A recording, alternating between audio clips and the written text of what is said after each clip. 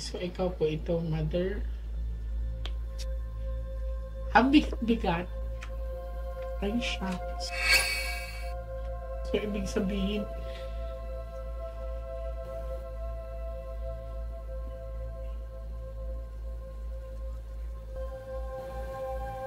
hindi namatay ang anak mo sa sakit. Hindi namatay ang anak mo sa disgrasya.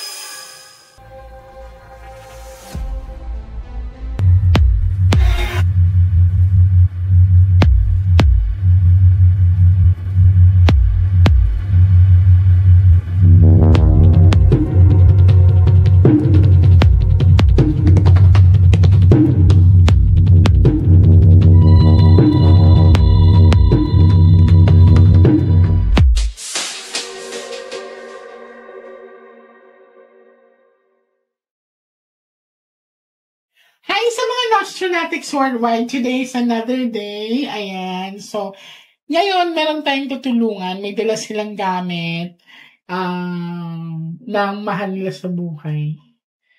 And, anong pangalan niya? And, sa pinakita ka, ngayon, nung hinawakan ko yung gamit niya, wala na akong maramdaman talaga, ate.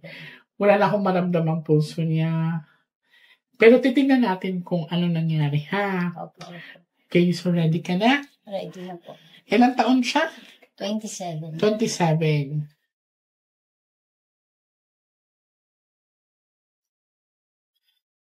Now, I want you to focus, ate.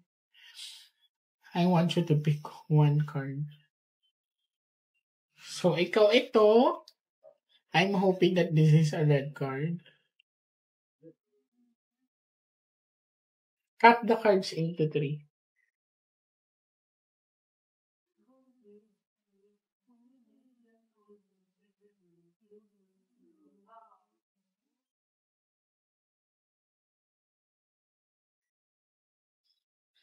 Gusto kong pasalamatan si ate, sila, family, kayo ay magkakapamilya. Opo. Okay, kasi they trusted me. Pumayag silang i-record ang reading namin for today. Kasi bawat pagre-record ko po talaga nagpapaalam ako. Ito po ay walang sapilitan. Ito po ay kusa na dokumentaryo para sa anong gusto nilang malaman sa buhay nila or sa mahal nila sa buhay. So, ready ka na, ate? I-relax mo lang, ha? Opo. Okay, so ikaw ito. And now, kumuha ka ngayon ng 7 cards of total. Lagay mo dito.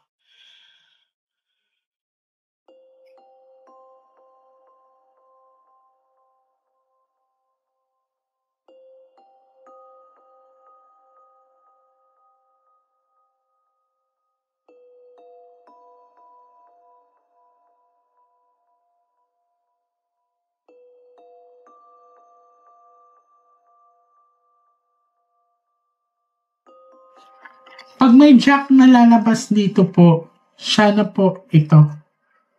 Okay, so ikaw po ito, mother. Kung mapapansin mo, it's a dark one, so that represents na hindi ka talaga okay. So you are in pain talaga na hindi mo tanggap. Ang bigat na parang lanay ka na nagtatanong ka according sa cards, bakit sa kanya nangyari yun? Money. Ay siya. Puro pera. This is power and money. This is involving with the pera. Titingnan natin kasi ito ay may nakikita akong authority dito. It's older sa kanya, ate. This is king, ha? So, kung mapapansin mo, diamond. So, ma-involve ang at kapangyarihan, pera at kapangyarihan. So, ibig sabihin, sa pagkakakita ko sa baraha, hindi namatay ang anak mo sa sakit. Hindi namatay ang anak mo sa disgrasya. Sa pinakita sa akin, ha?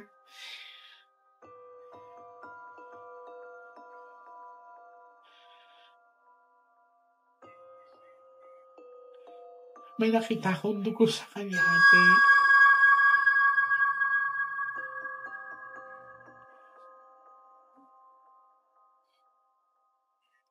Hindi na siya nadala sa hospital. Hindi na po.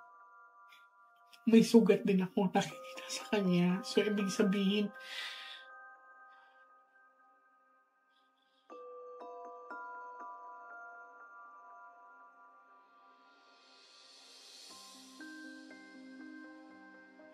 kita pa siya.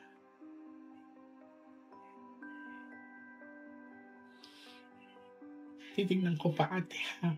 Okay. Basta may involved na pera ito.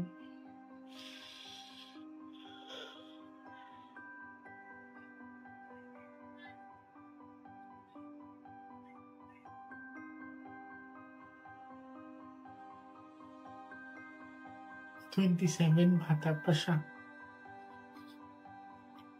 Cut the cards into 3.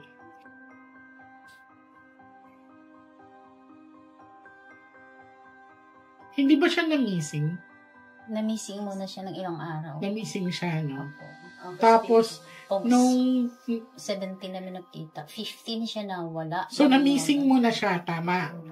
Tapos, 17 siya 17 nakita. namin siya nakita. Hindi na bloated yung mga, ano niya, itsura niya. Kasi ang nakikita ko parang bloated na. Bloated na po siya ng konti. Parang tinapon siya, ate. Opo. Nangingilabot ako. Tinapon po. Tama po Tinapon kayo. siya. I feel like pinahirapan siya. Para bagang sinalvage siya.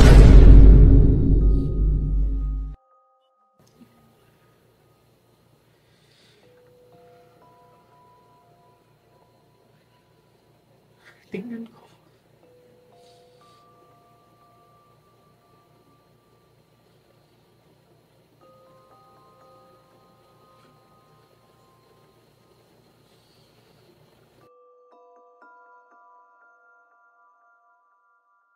I've heard the name.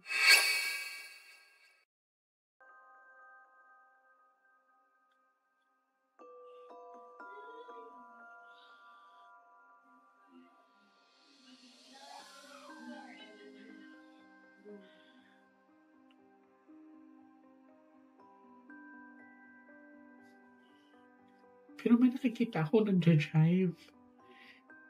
Ng puting sasakyan. Titignan ko pa, ate, ha.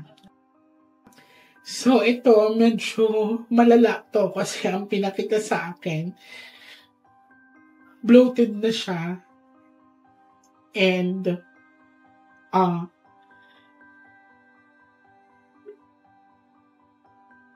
parang napalo pa nga yung dito niya eh. Kasi medyo masakit yung ulo ko. And another thing is that hindi daw siya namatay sa sakit. Hindi siya namatay sa disgrasya. Kundi pinatay siya. Kuha ka ng 9 cards siya to talaga mo dito. Huwag ka magmadali, ate, ha? Opo. So, tinawagan na lang kayo na may bangkay na nakita. Hindi po, nahanap po namin siya. Maghahanap po kami sa kanya. Nung narinig namin may natagpuan pa. So, sinabihan kayo na may natagpuan ng patay, kaya pinuntahan nyo. Saan na kayo? 9 po. Opo.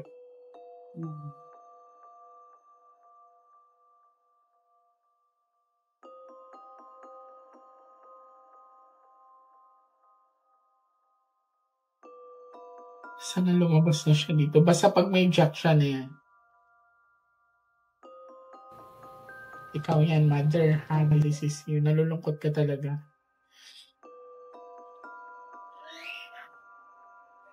Pagkadalawang isip. May babaeng pinapakita dito. Okay. Ayun. Nung gabing nawala ba siya, wala siyang naging kasama. Mayroon Kasi po. ang sabi dito may kasama siya. Mayroon po. Sinong kasama niya? Tapos may pinagpaalaman siya. Shahin niya. Kasama niya. Nasaan yung Shahin niya, ate? Sa Antipolo. Buhay pa ba yung Buhay tiyahin pa niya? po. So, doon siya nagpunta? Doon siya nagpunta kasi nung gabi na yun, nagpaalam siya sa amin. Na doon Oh, nagpaalam siya. Tapos may babae akong nakita. So, dito, Doon ito muna yung siya. tiyahin niya. sa tiyahin niya kasi gusto daw niya doon na makapag-isip-isip siya. Parang relax. Relax. Opo. Kaya pinayagan na lang namin po siya doon. Okay. Word kasi ate that represents change of direction. Actually, gusto niyang lumayo. May threat na siya natanggap. Ay, wala siya na bang. Ayun o. Magulo isipan niya ate. Ano po kasi yan siya eh. May sakit talaga siya ng bipolar. Tingnan natin. Basta magulo ang isipan niya. Okay. Sana lumabas na siya. Sa pinakita sa akin, nandito si mother. Ano yun? Yung pinuntahan niya kapatid mo? Kapatid ng papa niya. Okay. Kasi babaeng pinakita dito. Ang flower is change of direction. So, the moment na may pinuntahan siya, natyahin niya.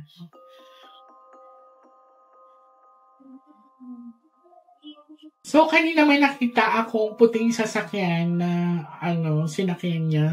So, nung pumunta siya doon sa tiyahin niya, hinatid niyo po siya. Anong kulay ng sasakyan niyo? Okay. Tingnan natin kasi magulo ang isipan niya eh. Para bang may iniiwasan siya or gusto niya lumayo. Basta mabilis magbago ang isipan niya.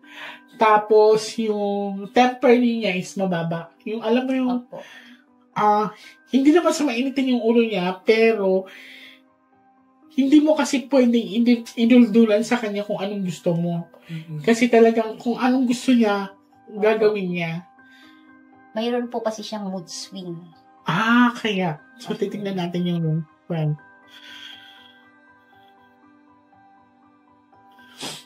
cut the cards into 3.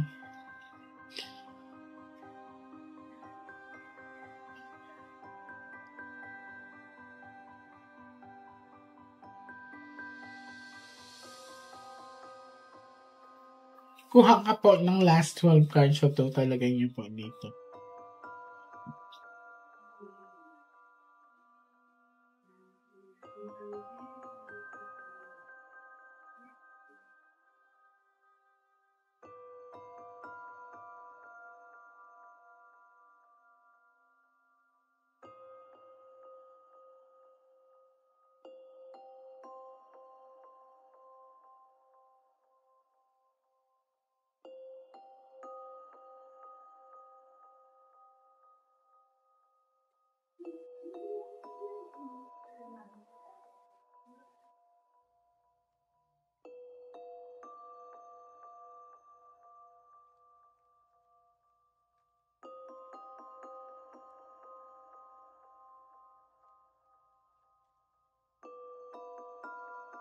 Ayun na siya. Lumabas na siya. This is Jack. Lumabas na siya. Opo.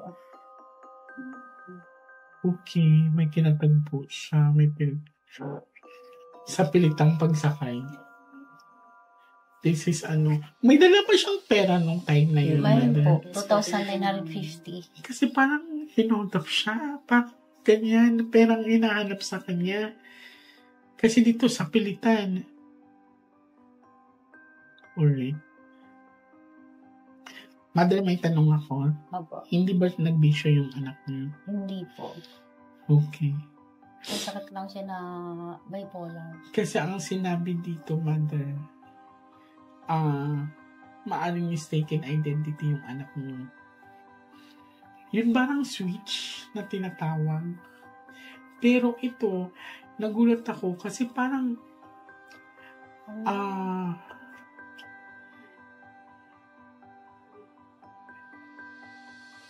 may sasakyan na naman ako nakita. Hindi ko alam kung nag-grab siya or sinakay siya sa sasakyan. Pero sa pinapakita sa akin, sa pilitan to. Oo. Sa pilitan to, ate. Plus, nagulat pa ako kasi may involved dito na parang ex-police, ex-military, something like that. Kaya tinanong kita kung meron ba siyang na-involved before. Wala po. Ang king kasi that represents a power. Di ba yung ace of diamond kanina? So, ganito ang gagawin natin. Sino ang tatawid sa inyo bukas? Pass. Pababalikin ko kayo bukas. Okay? Susubukan natin makatawid.